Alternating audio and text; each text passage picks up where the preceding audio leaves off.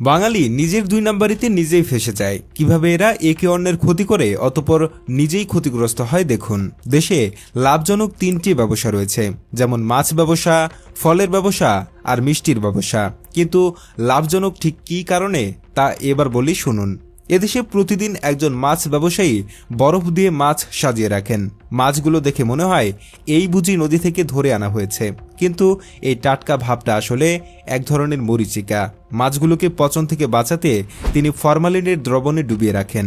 এই ফরমালিন মানুষের লিভার আর কিডনির জন্য সাক্ষাৎ জম। কিন্তু মাছ ব্যবসায়ীর তো এ নিয়ে কোনো চিন্তা নেই। তিনি কেবল ভাবেন, এই মাছ তো আর আমি খাচ্ছি না, যারা খাবে তারা বুঝবে, আমার শুধু লাভ আর লাভ। অন্যদিকে রাস্তার ধারে এক ব্যক্তি ফলের দোকান দিয়ে বসেছেন। লাল আপেল, পাকা কলা আর পাকা আম দেখে লোভ লাগে, কিন্তু এই ফলগুলো আসলে পাকেনি। কাঁচা ফলগুলোকে তিনি ক্যালসিয়াম কার্বাইড দিয়ে রাতারাতি পাকিয়ে ফেলেছেন। ফলের চেহারা সুন্দর হয়েছে বটে, কিন্তু এর ভেতরের পুষ্টিগুণ গেছে নষ্ট হয়ে। ফলওয়ালা ভাবেন, এই ফল তো আর আমি খাচ্ছি না, যারা খাবে তারা বুঝবে, আমার শুধু লাভ আর লাভ। মিষ্টির দোকানি প্রতিদিন মুখ ভর্তি হাসি নিয়ে দোকানে বসেন। তার দোকানে থরে থরে সাজানো রসমালাই, রসগোল্লা, চমচম, লাড্ডু দেখলেই জিভে পানি আসে। কিন্তু তিনি মিষ্টিতে চিনির বদলে ব্যবহার করছেন সস্তা স্যাকারিন, দুধের বদলে দিয়েছেন ময়দা আর সুন্দর করার জন্য মিশিয়েছেন কাপড়ের রং। ময়রামশাই ভাবেন, আমি তো আর এই মিষ্টি খাচ্ছি না, যারা খাবে তারা বুঝবে, আমার শুধু লাভ আর লাভ।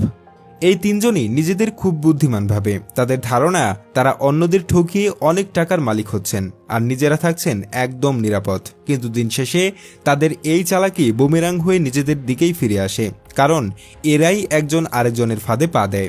মাছ ব্যবসায়ীর ছেলে A+ পেয়েছে। খবর পেয়ে এক বাক্স মিষ্টি কেনার জন্য ছুটলেন তিনি। কোন মিষ্টি? সেই কাপড়ের রং আর ভেজাল দিয়ে বানানো মিষ্টি। ছেলেকে খেতে দিয়ে বললেন, নে বাপ, খা, মজা করে খা, কালকে দুপুরে এলাকার মানুষকে মিষ্টি খাওয়াবো। ফল বিক্রেতার বাচ্চা মেয়েটা আবদার করেছে মাছ খাবে, তাই তিনি বাজার থেকে সবচেয়ে বড় আর টাটকা দেখে একটা মাছ কিনে আনলেন। কোন মাছ?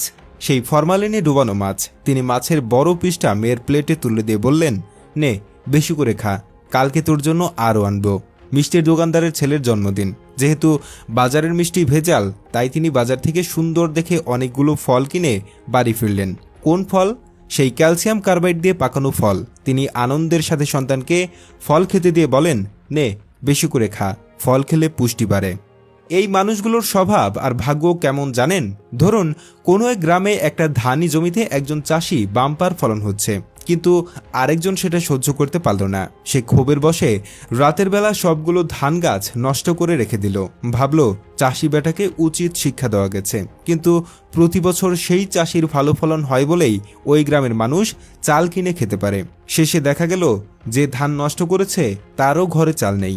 এসব ভেজাল আর দুই নাম্বারই আমাদের স্বাস্থ্যের 12টা বাজাচ্ছে, আমাদের সমাজটাকেও ভেতর থেকে পচিয়ে দিচ্ছে, বিশ্বাস নষ্ট করে দিচ্ছে। মানুষ সারাদিন কষ্ট করে একটু পেট ভরে খাওয়ার জন্য, ভালো খাবার খায় একটু পুষ্টির জন্য, কিন্তু কিছু ভেজাল মানসিকতার মানুষদের জন্য সবাই ক্ষতির সম্মুখীন হয়। বিক্রেতারা যদি শুধু একবার ভাবতো, আমি যে এই কাজ করি, অন্য বিক্রেতারাও তার মানে এই দুই নাম্বারই করে, আর সেখান থেকে আমার পরিবার যদি ক্ষতিগ্রস্ত হয়, তখন কি হবে? এই উপলব্ধি একবার মাথায় এলেই সব বদলে যাবে। মানুষের বোঝা উচিত, আজ আপনি অন্যকে যা দিচ্ছেন, কাল সেটাই কোনো না কোনোভাবে আপনার ঘরে ফিরে আসবে।